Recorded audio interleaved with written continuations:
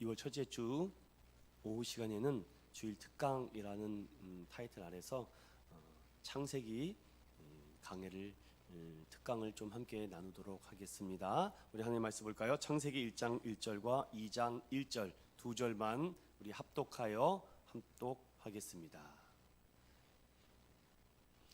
시작. 태초에 하나님이 천지를 창조하시니라. 천지와 만물이 다 이루어지니라. 아멘. 이번 달과 다음 달 두 번에 나눠서 창세기 특강을 통해서 좀 창세기를 세밀하게 살펴보는 것은 아니라 이런 내용들이 있구나를 좀 이렇게 살펴보는 시간을 갖도록 하겠습니다. 그래서 제목을 창세기에서 답을 찾다라는 이 큰 타이틀을 가지고 함께 살펴볼 때 여러분 또 창세기에서 이미 알았던 내용들은 또 더 확실하게 알고 또 몰랐던 부분들을 또 살펴보면서 성경에 대한 지식이 여러분들이 늘어갈 때 큰 은혜가 있기를 소망드립니다. 좀 어려운 말이지만 다 들어두면 다 도움이 되더라고요. 우리 아리스토텔레스라는 학자가 인간에게는 세 가지의 기능이 있다라고 합니다. 파토스, 에토스, 로고스라는 이 말이 있거든요. 이 세 가지의 감각을 가지고 어떤 물건, 사물, 정보, 지식, 변혁적인 것을 꾀한다고 하죠. 그래서 목회자들마다 이 세 가지 중에 특장점이 갖고 있는 분들이 좀 달라요.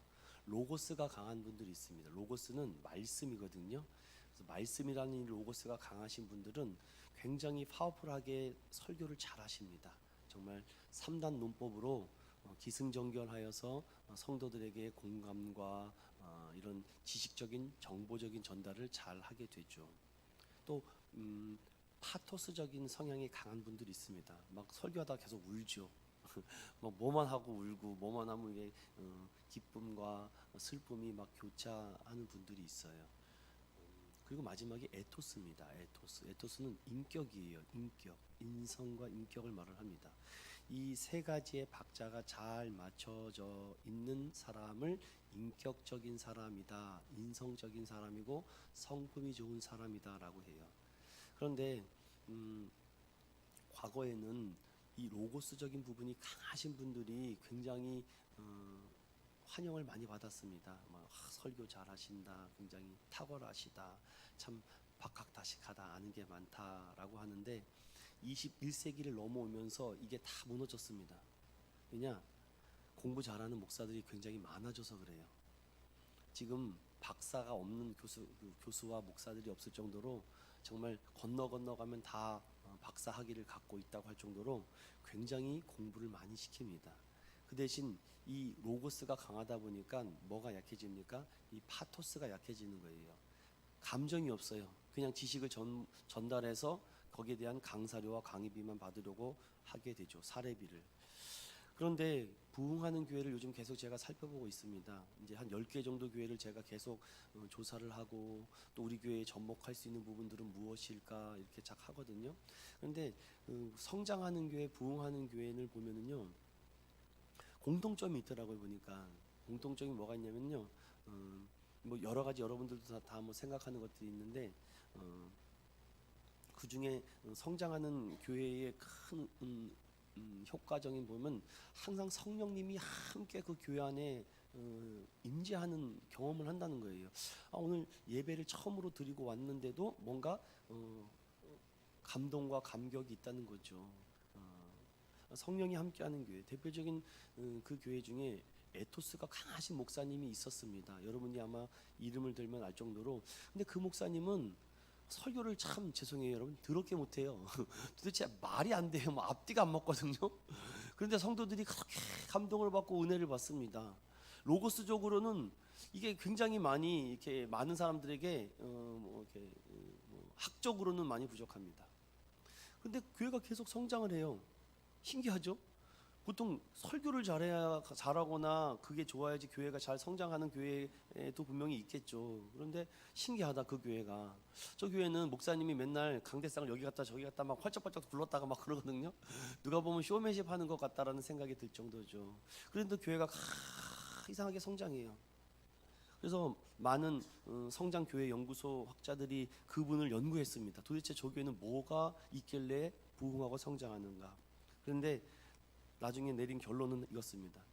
그 교회 목사님은 에토스가 너무 강한 거예요. 100마디 하는 것보다 한마디를 실천하신 목사님인 거예요. 내가 오늘 이렇게 설교를 했잖아요. 그럼 그 목사님은 그 즉시 그를 실천합니다. 그러니까 성도들이 함부로 하지 않아요. 아니 말씀한 대로 본인이 막 직접 살아가는 모습을 성도들에게 막 보여주고 하니까 근접을 못하는 겁니다.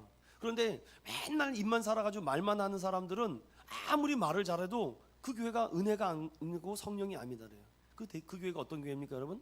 그게 안산동성교회 김인중 목사님입니다. 이건 교회 성장 연구소에서 나왔던 책이기 때문에 제가 말씀을 드리는 거예요. 저도 이렇게 보면서 그 교회는요 항상 웃어요. 그래서 항상 뭘 해도 다 웃어요. 그래서 저도 설교를 준비할 때 항상 개그 코드를 하나씩 별표를 쳐놓습니다. 이렇게 쳐놔요. 그래도 오늘은 2개 중에 그래도 몇 개 들었구나. 아유, 이렇게 감사하죠.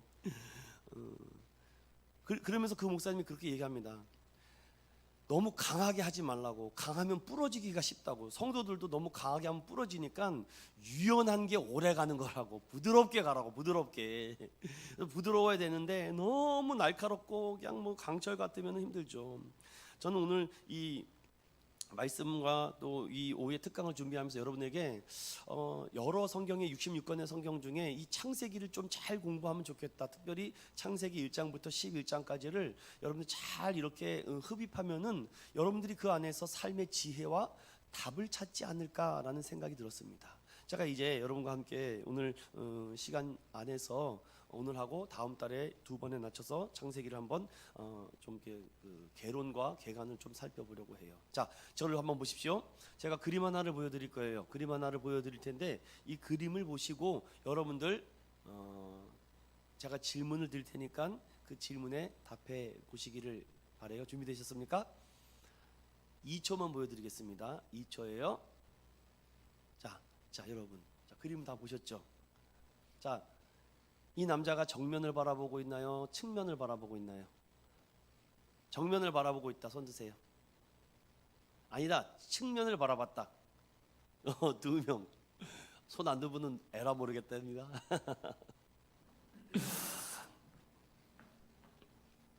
다시 한번 보여드릴게요. 잘 들었어요? 자, 2번째 봤습니다.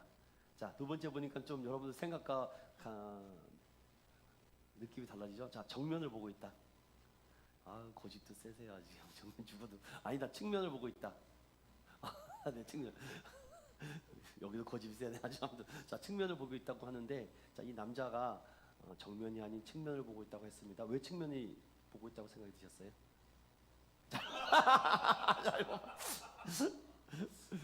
다수가 정면을 봤다 보니까 내가 뭔가 잘못 본 것 같다는 순간적인 위축이 확 된 거죠. 자, 정면을 봤다고 하시면 우리 탁시사님 왜 정면을 보고 있다고 생각이 들었습니까? 정면을 보고 있으니까요. 자, 이제 다시 그림을 정확하게 보여드릴게요. 이 남자가 정면을 보고 있는지 측면을 보고 있는지를 한번 보겠습니다. 네, 측면을 보고 있나요? 정면을 보고 있나요? 둘 다 보고 있다고 그럽니다. 자, 이게 기본적인 지금 여러분의 심리적인 상태를 한번 볼 거예요. 정면을 다수 드는 게 맞겠죠. 왜냐면은 정면을 봤다는 것은 여러분들은 이 남자의 눈을 봤다는 겁니다. 눈을 봤기 때문에 정면을 본 것처럼 보이고, 아니다, 측면을 봤다라고 생각되시는 분은 코와 입을 보셨다는 거예요. 네, 코와 입을 봤기 때문에 자, 저를 처음에 봤을 때 여러분 저를 어디를 보실 겁니까? 어디를 보느냐에 따라서 제가 달라 보일 거예요. 측면으로 보일 수도 있고 정면으로 보일 수도 있죠. 여러분, 성경은요 우리에게 많은 답을 가르쳐주고 있습니다. 근데 그 답을 어떻게 보느냐에 따라서 달라지죠. 저는 정말 한 주가 정말 빨리 지나가는 목사 중에 하나예요. 분명 지난주에 설교를 했는데 또 오늘 이러고 있어요. 그냥 매주 설교를 생각하다 보니까 그냥 온갖 그냥 지식이란 지식은 다 습득을 합니다. 그거를 토요일 날은 빼는 연습을 하는 거예요. 빼는 작업을 하는 겁니다. 일주일 동안 모은 데이터와 정보를 가지고 이 설교에 40분 정도 설교를 하기 위해서 다 빼는 작업을 하는 거예요. 그 빼는 작업이 정리가 되면 이제 끝나고 집에 가는 겁니다. 제가 참 우리가 생각하는 뭘 다시 집어넣어야 될 거라고 생각이 드는데 집어넣는 것보다도 내가 이 방대한 이 양을 빼는 게 중요한 것이에요. 우리 인생도 그렇습니다. 어떤 많은 것을 집어넣는다고 해서 제도로 보는 건 아니에요. 가끔은 내 안에 담아져 있는 것을 빼고 볼 때 더 많은 것을 볼 수 있다는 거죠. 우리가 지금 현재의 마음 상태가 그렇게 정면을 보고 있든 측면을 보고 있든 그런 것이 중요한 것이 아니라, 물론 내 지금의 마음과 심리 상태에 따라서 다르겠죠. 동일합니다. 창세기에서도요 여러 가지를 말씀합니다. 1장부터 50장까지를 말씀하고 있는데, 먼저 창세기를 갑자기 탁 펴놓고 하면 어려워요. 전체적인 성경의 흐름을 우리가 살펴봐야 되겠죠. 이제 준비되셨습니까? 이제 정면을 보실 거예요, 측면을 보실 거예요? 둘 다 보세요. 알겠죠? 제가 여러분들에게 그런 렌즈를 하나씩 드리려고 합니다. 준비되셨어요, 송지사님? 굉장히 컨디션 괜찮아요? 오늘 또 아침부터 그냥 피아노 치시냐고. 좋습니다.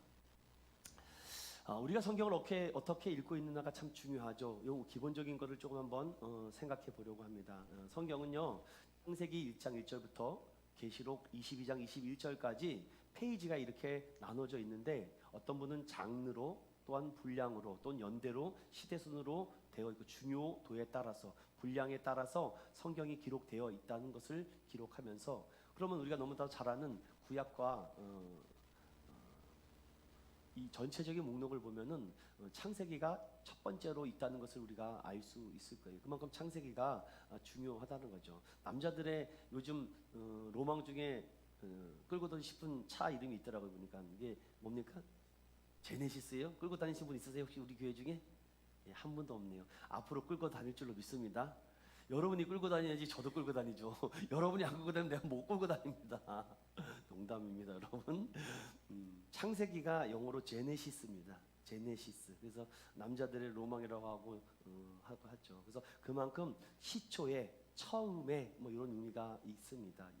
영어로는 in the beginning이라고 이렇게 표현이 하고 있더라고요. 이 모든 성경의 제목은요 맨 앞 글자를 따서 많이 기록을 하고 있습니다. 자, 그렇다면은 올드 테스트먼트라고 하는 이 구약은요 몇 권입니까, 여러분? 네, 39권이죠. 뭐 여러분들 뭐 이 정도는 너무 초딩 수준이라서 뭐 물어볼 수 없겠지만, 또 모르시는 분들도 있으니까 짚고 넘어갈게요. 구약 성경은 39권으로 되어 있습니다. 자, 그렇다면 신약은 몇 권인가요? 그렇죠. 신약은 27권으로 되어 있죠. 그래서 신약과 구약을 합하면은 어떻게 됩니까? 네, 전 안 넘어가네요. 네, 신약과 구약은 39권, 그리고 3, 9, 27 이렇게 외우시면 됩니다. 그래서 21권. 그래서 총 다 해서 몇 권입니까? 66권이 된다라는 거, 이 정도는 여러분 기본적으로 알고 있을 것입니다. 그만큼 66권이나 되는 것 중에 일본으로 창세기가 왔다는 것은 그만큼 무언가를 말하고자 하는 답이 있다는 것이죠.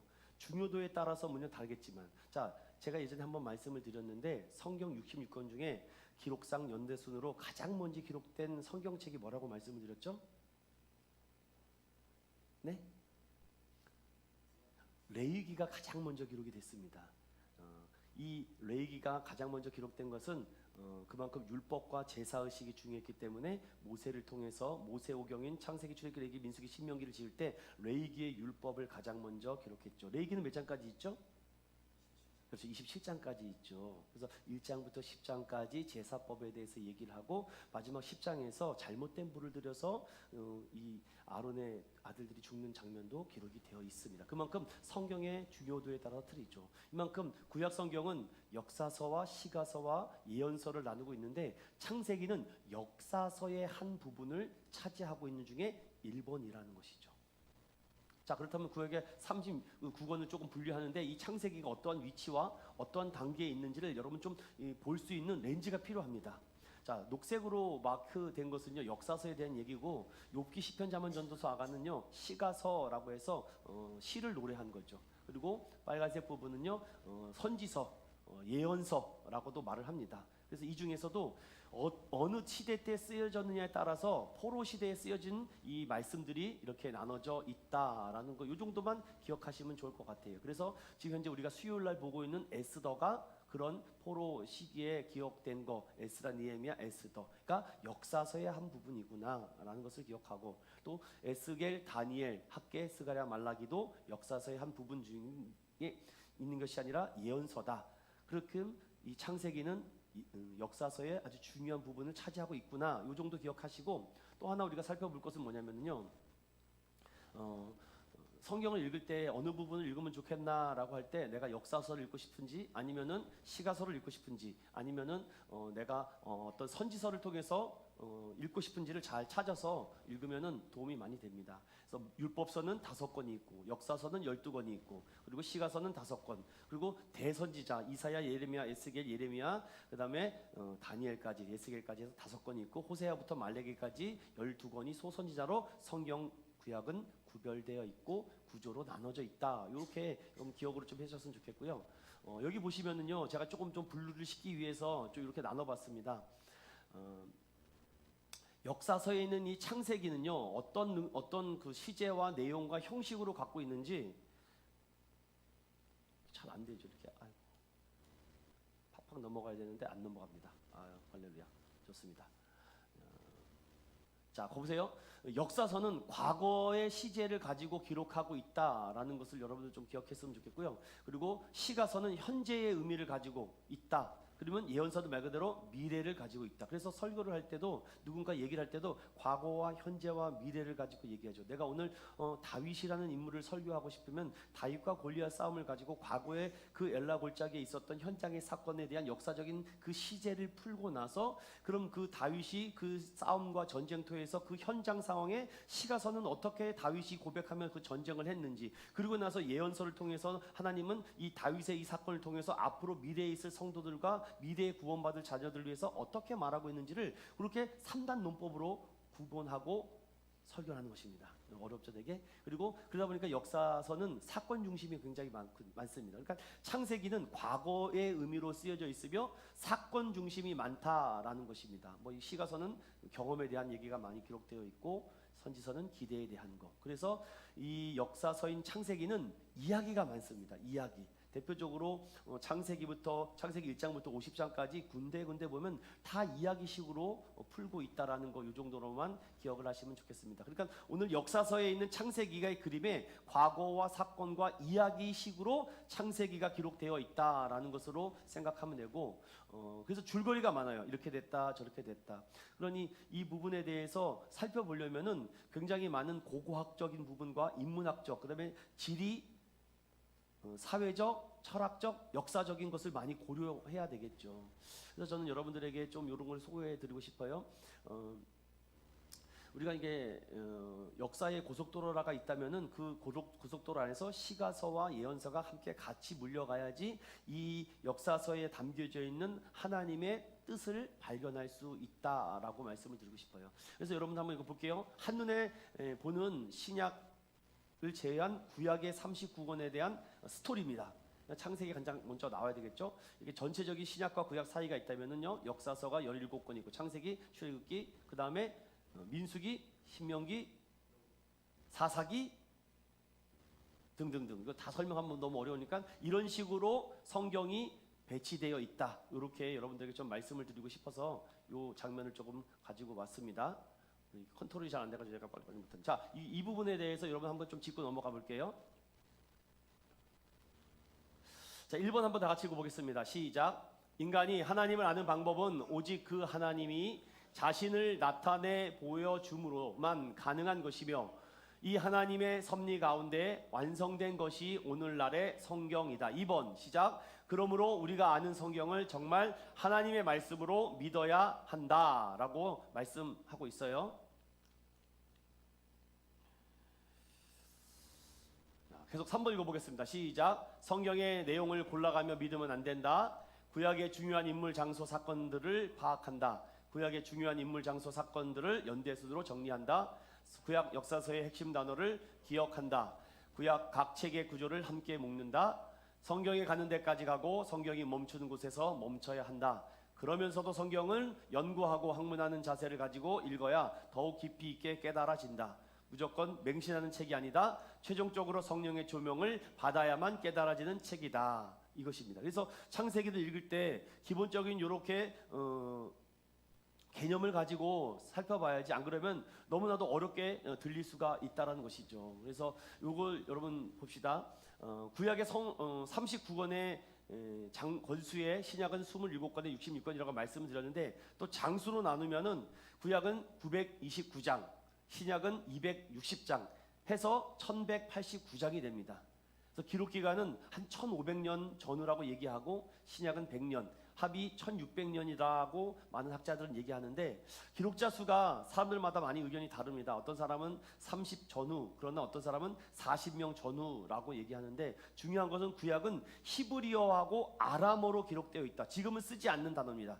지금은 쓰지 않고 있는 이 단어를 히브리어와 아람어로 기록하고 있는데 유일하게 쓰는 지금까지의 민족은 이스라엘 민족밖에 없죠. 그러나 이 신약인 이 헬라어는요 지금 많은 그리스인들과 이탈리아 사람들이 쓰고 있는데 이 헬라어도 고어체 헬라어가 있고 신간 헬라어가 있어요. 그래서 고어체로 기록된 이 신약 성경은 지금 읽고 있지는 않습니다. 그래서 이 정도까지만 여러분 말씀을 드리고 원본은 아니고 사본입니다, 여러분. 이게 창세기가 이렇게 기록이 히브리어로 지금 그 이스라엘의 두루마리 책으로 이렇게 기록이 되어 있어요. 그래서 창세기 1장 1절이 저렇게 히브리 말로 기록이 되어 있습니다. 태초에 하나님이 천지를 창조하셨다라고 해서 히브리어 알파벳을 가지고 원래 자음만 있었는데 후대의 사람들이 너무 읽기가 힘들어서 모음을 집어넣은 겁니다. 그래서 점도 집어넣고 마킹도 집어넣어서 이 말을 가지고 장절을 나누는 겁니다. 후대에. 그래서 이렇게 히브리어 창세기 책이 이렇게 사본으로 기록되어 있다. 이렇게 기록하시면 되겠습니다. 자, 그럼 요거를 좀 우리가 눈여겨봐야 됩니다. 뭐냐면은 처음에 창조 시대 좀 계속 넘겨주시겠습니까? 여기서 컨트롤이 안 돼가지고서는 네, 계속 쭉쭉 계속 넘겨주세요. 저기 보시면은 창조 시대부터 계속해서 각각의 시대가 있는데 각각의 시대에 하나님께서 사용하시는 인물들이 있습니다.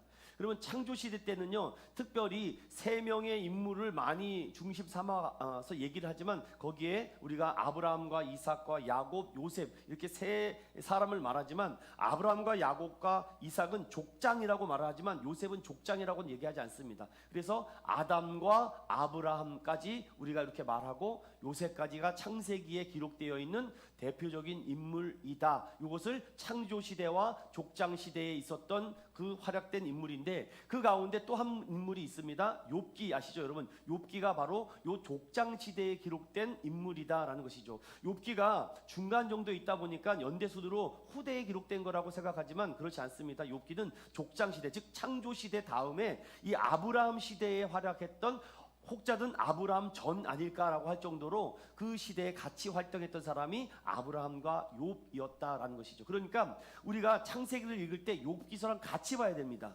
욥기서랑 같이 봐야지 그 시대의 상황을 조금 더 이해할 수가 있겠죠. 그래서 이제 창세기에 대해서 한번 말씀을 드릴게요. 창세기의 저자는 누구다? 여러분 다 아다시피 모세다라는 것을 알겠죠. 창세기의 기록 시기는 BC 1446년에서부터 1406년까지다 라고 이렇게 만학자들이 얘기합니다. 그래서 모세가 저작한 것은 창세기, 출애굽기, 레위기, 민수기, 신명기 이 5권이 창세기에 포함되어 있는 중요도가 있다.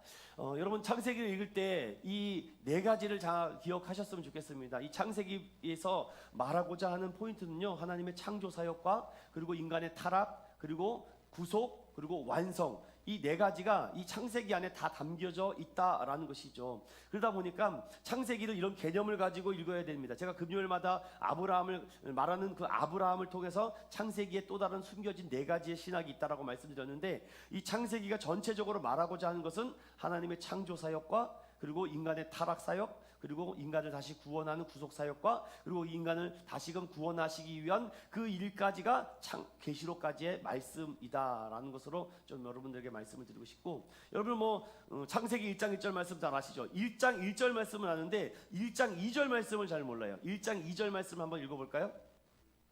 1장 2절 시작. 땅이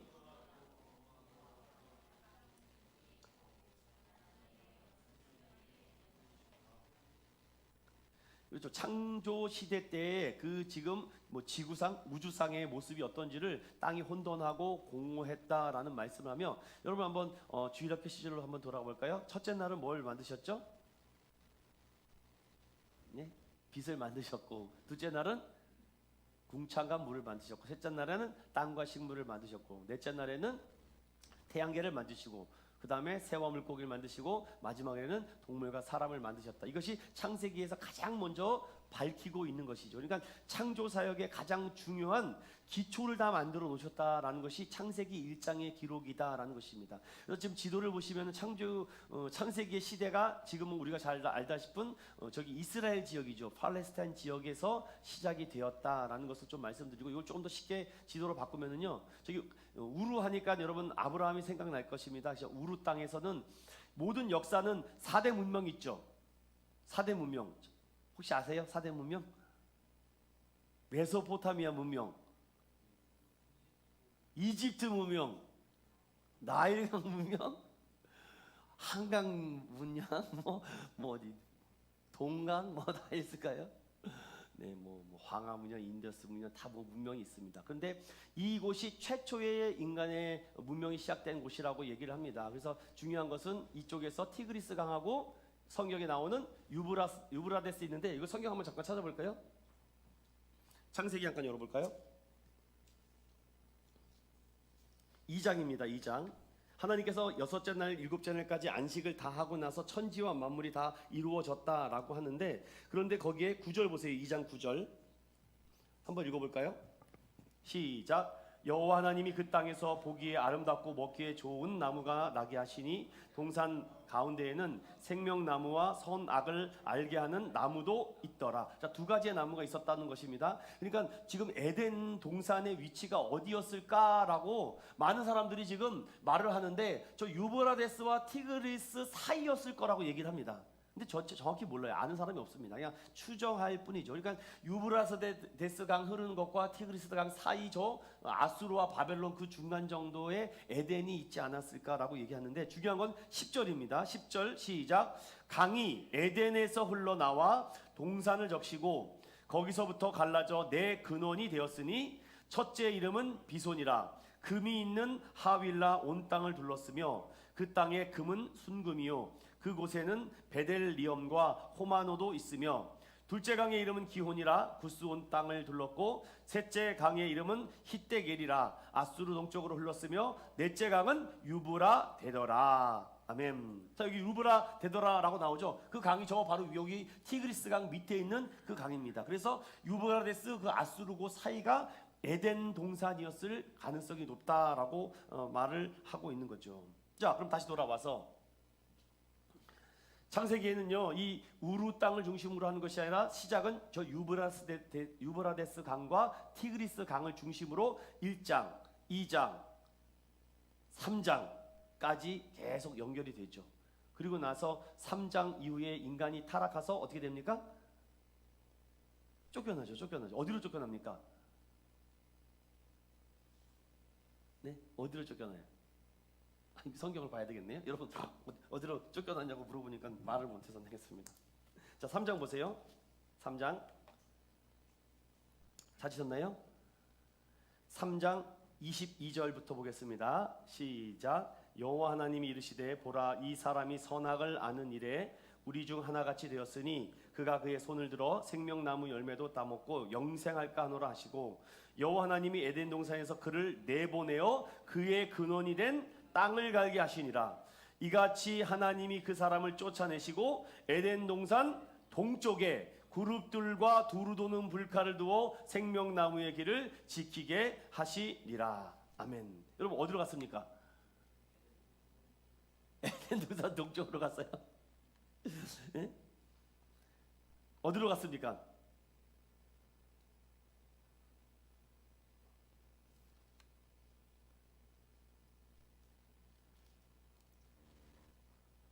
어디로 갔어요, 여러분?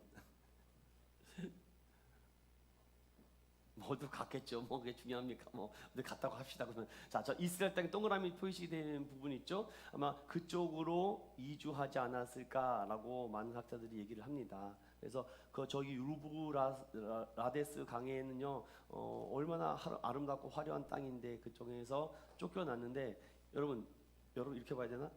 동서남북이죠. 여러분 동서남북이죠. 제가 보니까 자꾸 이쪽이 되는데, 저 동쪽으로 이렇게 보십시오. 유브라데스 보면 저 이스라엘 쪽 보이시죠? 동쪽으로 흘러갔을 거라는 겁니다. 그래서 그쪽에 있는 이 사해하고 저쪽에 있는 흑해 쪽으로 가지 않았을까라고 이렇게 얘기를 합니다. 조금 더 보면은 이스라엘 지도가 안에 있는 실제적인 이 지리적 상황인데 아주 척박하고 사람이 살기가 굉장히 어려운 지역이죠. 그곳에서 바로 누가 가장 먼저 시작합니까? 아담과 하와가 시작을 하는 겁니다. 이곳에서 아담과 하와가 시작을 해서 그곳에서 첫째 아들을 낳죠. 그 첫째 아들의 이름이 가인입니다. 가인의 이름의 뜻이 뭐죠? 얻었다라는 뜻입니다. 얻었다. 그래서 옛날 어르신들은 득남, 요즘 그런 말 잘 안 쓰죠. 득남하셨어요. 뭐 이런 말 잘 안 쓰는 것 같아요. 그래서 그곳에서 정착하면서 시작하는데 살기가 쉽지가 않죠. 결국은 창세기 4장에 넘어오면서 어떤 문제가 생깁니까? 그들이 성장하여서 자기의 소산을 가지고 제사를 드리는데 형 가인이 동생 아벨을 쳐 죽는 광경이 4장에 기록이 되죠. 그러고 나서 아벨을 어떻게 합니까? 여러분 아벨을 어떻게 했을까요? 가인이 네? 죽였죠. 죽였는데 그 아벨을 어떻게 했을까요? 네? 성경에 없는 걸 자꾸 질문하니까 당황스러워하는 것 같아요, 여러분들. 땅에 묻었겠죠, 여러분들. 뭐 어렵게 생각하십니까? 그런데 중요한 것은 그것이 아니라 가인이 그 이후에 어떻게 됐는가가 중요합니다. 성경을 잠깐 또 봐야 되겠네요. 4장 한번 잠깐 열어보겠습니다. 16절 보세요. 16절과 17절에 시작. 가인이 여호와 앞을 떠나서 에덴 동쪽 놋 땅에 거주하더니 아내와 동침함에 그가 임심하여 에녹을 낳은지라. 가인이 성을 쌓고 그의 아들의 이름으로 성을 이름하여 에녹이라 하니라. 자 보세요. 이가 놋 땅으로 이전합니다. 지도가 놋 땅이 안 보이네요. 아무튼 놋 땅으로 갑니다. 그곳에서 하는데 중요한 것은 여기 잘 여러분 이 부분에 대해서 창세기의 많은 부분을 잘 우리가 모르시는 분들이 있는데 잘 보세요. 18절과 19절에 에녹이 이 랏을 낳고 이 랏은 무후야엘을 낳고 무유야엘은 무두사엘을 낳고 무두사엘은 라멕을 낳았더라. 라멕이 두 아내를 맞이하였으니 하나의 이름은 아다요 하나의 이름은 실라였더라. 근데 여기서 잘 보세요. 아다는 아바를 낳았으니 그는 장막에 거주하며 뭘 하는 사람이 됐습니까? 가축을 치는 자. 그럼 오늘날로 말하면 뭡니까? 축산업을 했다는 거예요. 축산업. 자 그리고 21절 보세요. 그의 아우의 이름 뭡니까? 유발이에요. 유발이라는 사람은 뭐 하는 사람으로 살아갑니까? 수금과 퉁소를 잡는 모든 자의 조상. 이건 수금과 퉁소를 잡는 사람은 오늘날로 말하면 뭡니까? 연예인이요? 네, 연예인이군요. 연예인으로 생각을 해봤는데 제가 예술가 좋습니다. 예술가로, 그러니까 음악하는 사람. 그러니 당시 사람들이 모여 살면서 목축업이 굉장히 축산업이 발달됐으니까 동물들을 어떻게 했습니까? 축산업이 발달돼서 계속 새끼를 낳고 배양하고 해서 계속해서 번영했다는 것을 지금 가인의 후손들이 이런 일들 하는 것이죠. 그러면 하나님께서 죽은 아벨을 대신해서 누구를 또 다시금 아담과 하와에게 주십니까? 4장 1절 보세요. 4장 1절 시작. 아담이 그의 아내 하와와 동침함에 하와가 임신하여 가인을 낳고 이르되 내가 여호와로 말미암아 득남하였다라고 해서 두 문제가 생기는데 결국은 이들이 싸움이 나서 25절 넘어보세요. 아담이 다시 자기 아내와 동침함에 그가 아들을 낳아 그의 이름을 셋이라 하였으니 이는 하나님이 내게 가인이 죽인 아벨 대신에 다른 씨를 주셨다 함이다 하고 셋도 아들을 계속해서 낳는 것입니다. 그런데 성경은요 셋을 통하여 셋의 후손들을 통해서 축산업이나 목축업이나 아니 음악이나 예술이나 미술이나 뭐 이런 것들. 자 심지어는 또 다시 4장 보세요. 22절 실라는 두발가인을 낳았으니 그는 뭐하는 사람으로 살아갑니까? 구리와 새와 여러 가지 기구를 만드는 사람으로 살아갑니다. 자 그러니까 여기 크게 세 가지가 나오죠. 가인의 후손들을 통해서 한 아들은 목축업과 산업을 하는 축산업으로 살아가고 한 사람은 예술가로 해서 음악과 미술과 이런 것들을 성장해가며 또 하나는 농기구, 산업기구 등을 만들어가지고 우리식으로 말하면 그런 거를 만들어 가지고선 살아갑니다. 그런데 여러분 궁금하지 않으세요? 저는 성경을 읽다가 가인을 대신 아벨을 대신해서 셋을 또 하나님께서 주셨는데 셋은 뭘 했을까요? 네? 소지사님 셋은 뭘 했을까요? 그게 오늘 성경 4장 5절, 4장 26절에 이렇게 나와요. 함께 읽어보겠습니다. 시작. 셋도 아들을 낳고 그의 이름을 에노스라 하였으며 그때의 사람들이 비로소 여호와의 이름을 불렀더라. 뭐 셋은 뭘 했는지 기록이 없어요. 그래서 저 여기에 대해서 제가 신대원 다닐 때 궁금해가지고 저는 아니 교수님 아벨을 대신해서 셋을 하나님 주셨는데 셋은 뭐 했습니까? 내가 그랬어요. 그랬더니 질문이 되게 황당했고 근데 우문현답으로 저에게 얘기하더라고요. 뭘 하긴 찬양하고 예배했지. 그래도 먹고 살아야 되지 않습니까? 아 그거는 이미 다 저기 두발가인 유발 그리고 퉁소 이런 애들이 다 세팅해 놓고 있다고. 그래서 그거 잘 성장하고 잘 만들어주면 그거 그대로 뺏어서 셋에 줬을 거라고 그렇게 얘기를 하더라고요. 그래서 저도 그 얘기를 들으면서 그렇겠구나. 죽도록 그들은 노력하고 고생하고 수고하고 애쓰면서 사는데 하나님이 기뻐하는 자에게 다 주시지 않겠느냐? 여러분 이 말씀이 성경에 어디에 있습니까? 마태복음에 있어요? 그럼 찾아보겠습니다. 전도서 시편, 잠언, 전도서죠.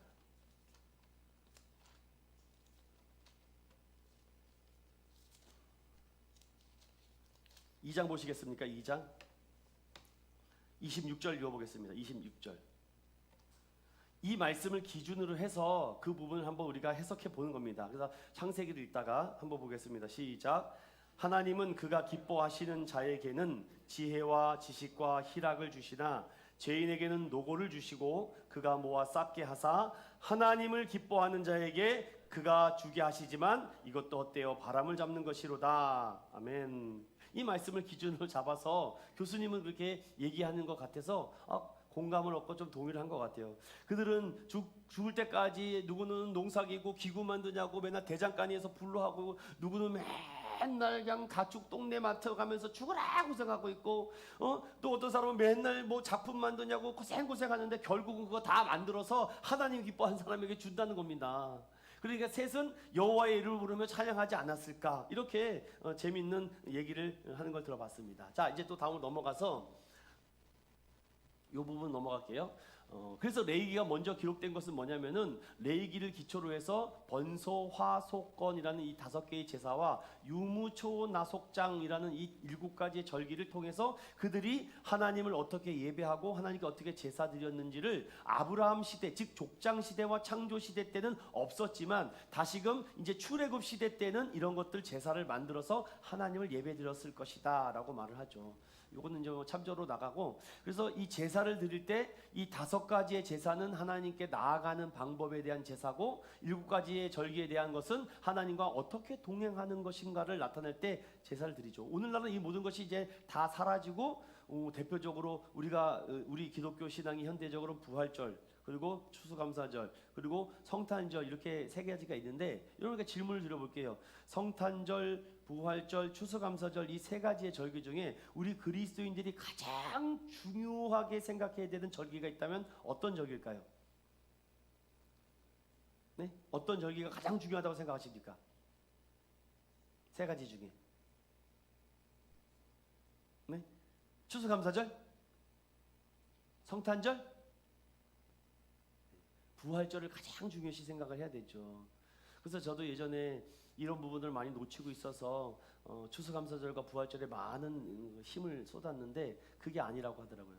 부활절을 가장 중요시 이미 그것은 다 지나간 것인데 부활은 이제 우리가 맞이할 거잖아요. 우리가 이게 맞이할 것이기 때문에 그래서 작년에도 부활절 퍼레이드를 한다고 여의도 광장에서 아주 막 엄청나게 하곤 그런 것들을 좀 봤습니다. 뭐 좀 약간 구식인 것 같기도 하지만 요즘은 좀 이렇게 좀 새롭게 해야 되지 않겠는가라는 생각이 들어서 이번에 우리 인천운영교회도 부활절날 해피 이스터입니다. 명칭은 해피 이스터. 에스더가 아닙니다. 이스터입니다. 이스터.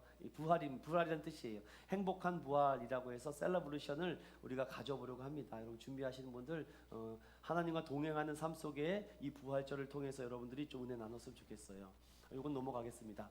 그래서 지리적으로 우루 땅에서부터 이렇게 애굽까지 창세기의 기록은 이 우루 땅에서부터 이 애굽 땅까지의 기록이 창세기의 기록이다라는 것으로 기억하시면 좋겠고 또 출애굽기는 그 이후에 홍해를 거쳐서 시내산까지 가는 것을 기록하고 있고, 레위기는 이 시내산에서 하나님께서 주신 10가지의 계명과 성막에 대한 것을 나누고 있죠. 저는요, 이런 말씀을 보면서 저에게 나름대로 저만이 찾고자 하는 답을 뭐냐면은, 창세기를 이렇게 보면서 하나님께서 이 우르 땅까지 애굽 땅까지 오고 가면서 어떤 일들이 있었는가를 이 사건과 과거적으로 이야기적으로 풀어가면서 나도 인생의 광야와 같은 인생길이구나, 아브라함과 같은 인생길에 하나님께서 어떻게 하나님을 예배하고 하나님과 동행하는가, 이걸 찾으라는 겁니다. 여러분이 직장생활이나 가정생활이나 학교생활이나 여러 생활 가운데 다 나름대로의 여정이 있습니다. 그 여정 가운데 나는 어떻게 노아와 같이 하나님을 만났는가, 난 아브라함과 같이 어떻게 동행하는가를, 그 부분을 하나하나씩 살펴보고 찾으라는 것이죠.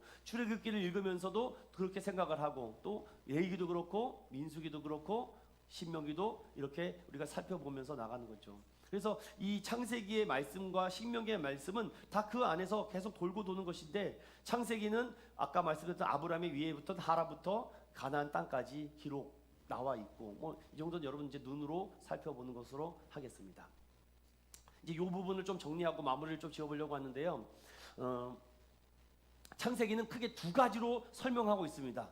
1장부터 11장까지는 인류와 죄의 시작에 대한 부분을 다루고 있죠. 그러니까 1장은 창조에 대한 부분을 나누고 있고, 3장은 타락에 대한 부분을 나누고 있고, 그 이후로부터 11장까지는 인간이 한데 모여서 살고 있다가 결국은 12장의 족장 시대로, 아브람 시대로 넘어가죠. 그래서 구원의 시작을 12장부터 50장까지라고 말씀합니다. 그래서 제가 고민하다가 창세기 다 하면 너무 힘들 것 같고, 어떻게 고민하다가 창세기 11장부터 50장까지, 그리고 에스더 1장부터 10장까지 골든 바이블을 해야 되겠다. 왜냐면 앞부분까지 하면 너무 양이 많아지고, 또 지난번 작년처럼 문제를 다 내주니까 대거 아주 그냥 대거 많은 분들이 그냥 합격률이 높아가지고서는 이번에는 기출 문제를 좀 적게 내줘야 되겠다라는 생각도 하고 있고, 그래서 이 창세기를 잘 여러분 한번 한 장씩 읽어보면 좋겠습니다. 중요한 거는 1장부터 11장까지는 인류의 죄에 대한 시작을 말씀하고 있고, 12장 아브라함부터 요셉까지는 구원의 시작이 어떻게 되고 있는지를 각 족장들을 통해서 인도하고 있다라는 것이죠. 그래서 창세기를 이렇게 말합니다. 시작이다라고 말을 하죠. 또 참고로 출애굽기 같은 경우는 또 이렇게 말을 합니다. 1장부터 18장까지는 왜 구속받았는가, 그리고 19장부터 40장까지는 어떻게 구속받았는가, 이렇게 설명하고 있습니다. 이건 참조적으로 여러분들에게 좀 설명을 드리고 싶었고요. 자, 마지막으로 넘어가서 중요한 부분을 좀 살펴보겠습니다. 이 부분입니다. 이 부분이 오늘 마지막 부분이에요. 잘 여러분 보십시오, 눈으로. 창세기, 출애굽기, 레위기, 이렇게 민수기 있는데, 창세기는 언제부터 시작됐는지 우리가 알지 못합니다. 그래서 그것을 그냥 장관 세월이라고 얘기하는데, 나머지 출애굽기, 레위기, 민수기, 신명기는 각각 연도가 정확하게 나와 있다라는 것이고, 창세기에 또 하나는 우주와 구원의 시작이 어떻게 됐는지를 설명하고 있다라는 것을 여러분 보고, 또 과거, 또 문학적 기법이 그냥 넘겨주실래요? 이게 안 넘어가서 안 되겠네. 네, 감사해요. 그래서 창세기에는 거기 있으라, 거기 있으라, 거기 있으라라는 표현이 많이 반복되고 있다라고 하고, 창조와 언약에 대한 말씀이 포인트로 많이 다뤄져 있다라는 것이 창세기가 우리가 살펴볼 중요한 부분 중에 하나고, 나머지 나중에 기회가 되면 출애굽기부터 민수기까지 신명기까지를 잠깐 좀 살펴봤으면 좋겠습니다. 중요한 거는 창세기에서 가장 중요한 것은 무엇입니까? 창조와 언약이다. 그 안에 창조와 언약이 있다라는 것이죠. 처음에 1장과 2장을 통해서 사람과 하나님 사이의 행위로 너희를 하나님의 은혜와 보호로 채워주겠다고 했는데, 결국은 은혜 언약으로 넘어가는 과정도 창세기에 기록되어 있죠. 그래서 창세기의 모든 말씀 하나를 잘 살펴보면은 하나님과 인간 사이에 어떠한 이 죄의 문제로 인해서 이 죄의 문제를 어떻게 회복하고 구원하는가, 그 문제를 다루고 있다라는 것이죠. 그래서 여러분 로마서 3장 23절 잠깐 열어보겠습니까?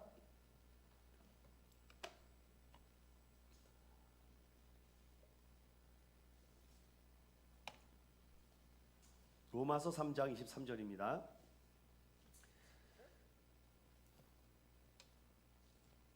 일부러 성경을 좀 찾으면서 여러분들에게 좀 살펴보려고 해요. 읽어보겠습니다. 로마서 3장 23절 시작. 사람이 죄를 범하였음에 하나님의 영광에 이르지 못하리라. 아멘. 또 로마서 6장 23절입니다. 시작. 죄의 삭은 사망이요 하나님의 은사는 그리스도 예수 우리 주 안에 있는 영생이니라. 또 하나 볼까요? 히브리서 9장 27절.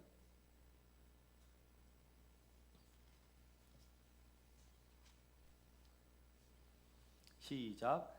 한 번 죽는 것은 사람에게 정해진 것이요 그 후에는 심판이 있으리니. 28절까지 시작. 이와 같이 그리스도도 많은 사람의 죄를 담당하시려고 단번에 들이신 바 되셨고 구원에 이르게 하기 위하여 죄와 상관없이 자기를 바라는 자들에게 두 번째 나타나시니라. 아멘. 이렇게 인간은 죄인이었고 사망이었고 심판받았는데 이 죄의 문제를 어떻게 합니까? 하나님께서 그 창세기, 출애굽기, 레위기, 신명기 모든 것에 내가 너희를 어떻게 구원했는지, 내가 너희와 어떻게 언약을 맺었는지 결국은 이 창세기를 통해서 말하고자 하는 것은 바로 십자가를 말씀하기 위함이죠. 내가 이 십자가를 말씀하기 위해서 아브라함을 택했고 이삭을 택했고 야곱을 택했고 요셉을 통해서 그들을 사망과 죄인과 심판 가운데 어떻게 구원했는지를 그 스토리를 보라는 겁니다.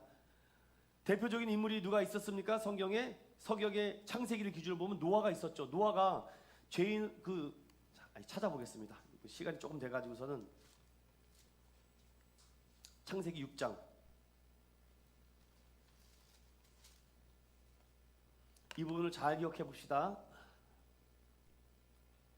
1절과 2절 6장 1절과 2절입니다. 시작. 사람이 땅 위에 번성하기 시작할 때에 그들에게서 딸들이 나니 하나님의 아들들이 사람의 딸들의 아름다움을 보고 자기들의 좋아하는 모든 여자를 아내로 삼는지라. 아멘. 자, 하나님의 사람들이 사람의 딸들과 뭐 합니까? 연애를 하는 거죠. 그래서 어떤 분은 이 부분에 대해서 굉장히 파워풀하게 설교를 하시더라고요.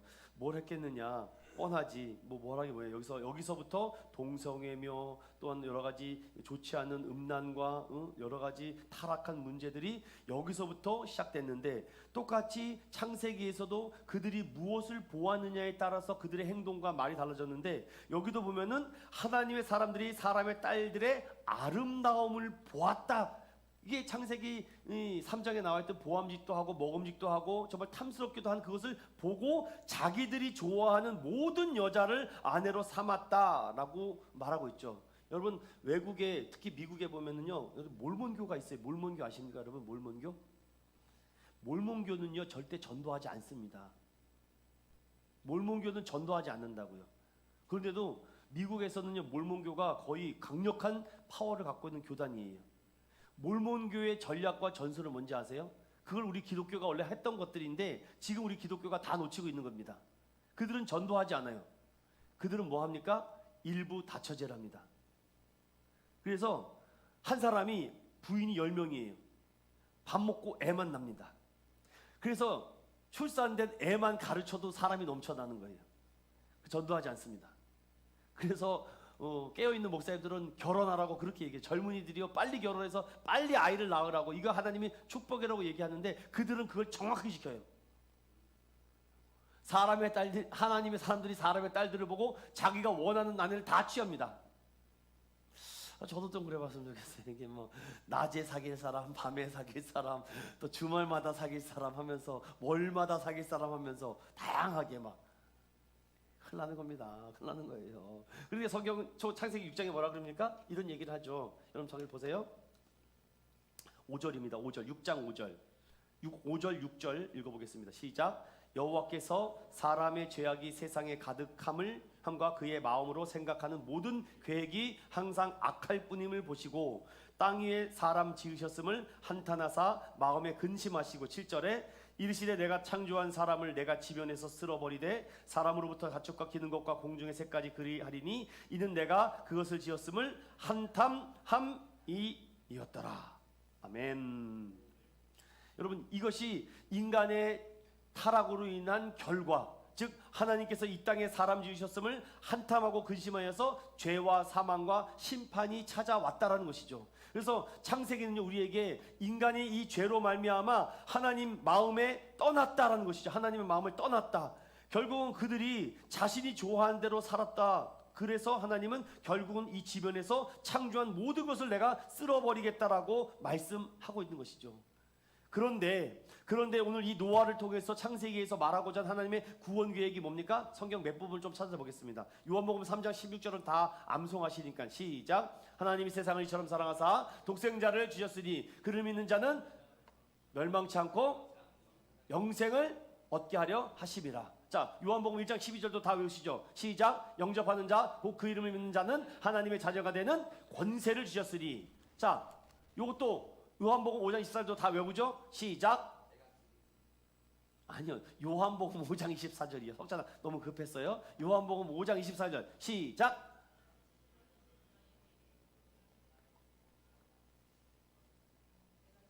내가 진실로 진실로 내가 이르노니 내 말을 듣고. 그렇죠.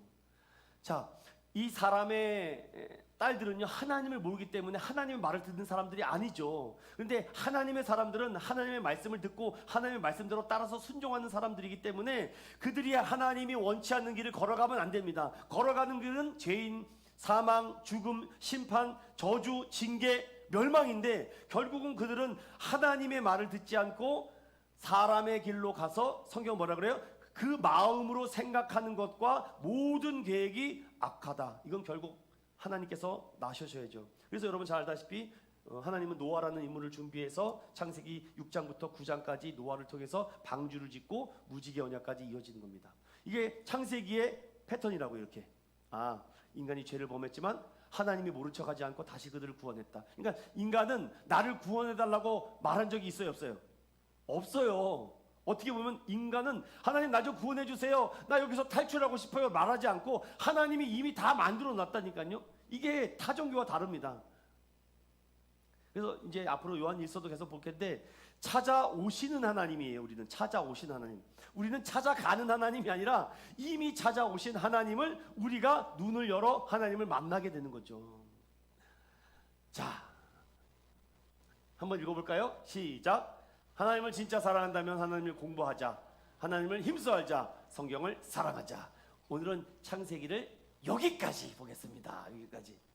저도 좀 쉬어야 되겠어요. 목이 아파서 지금 말이 안 나와요. 다음 시간에 2부의 나머지 부분의 창세기 부분을 살펴보도록 하겠습니다. 제가 기도하고 마칠게요. 주님 감사합니다. 오늘 또 귀한 날 창세기를 좀 한번 살펴봤습니다. 하나님, 우리가 하나님 이 창세기 안에 담겨져 있는 하나님의 구원 계획과 섭리와 은혜와 사랑이 너무나도 풍성합니다. 이 많은 인물들을 통해서 결국은 나를 구원하기 위해서 예수님께서 이 땅에 오심을 믿습니다. 하나님, 나의 죄를 사해 주심을 믿습니다. 나의 구원자이심을 믿습니다. 나의 영원한 하나님이신 것을 믿습니다. 오늘도 그 믿음으로 말미암아 우리에게 주신 특권이 너무나도 놀랍습니다. 그리스도의 힘을 얻고 마음의 힘을 얻고 오늘도 그의 상속자가 된 우리가 오늘도 하나님 우리 안에 거하시는 예수 그리스도의 능력으로 죄로부터 도망가게 하여 주십시고 죄로부터 죄짓지 않도록 막아주시고 인도하여 주실 줄로 믿습니다. 창세기 안에서 예수 그리스도를 발견하며 정말 우리를 얼마나 사랑하셔서 그때마다 주님께서 나타나셔서 구원해 주시고 또 다른 인물을 세워주시고 또한 구원해 주시는 하나님의 놀라운 은혜를 통해서 오늘 나에게까지 오신 하나님의 이 놀라운 은혜와 사랑을 영원히 기억하며 주님 나라 가는 데까지 찬양하며 경배하며 참된 예배자의 삶을 살 수 있도록 주님 축복하여 주시옵소서. 예수님 이름으로 감사하며 기도드리옵나이다.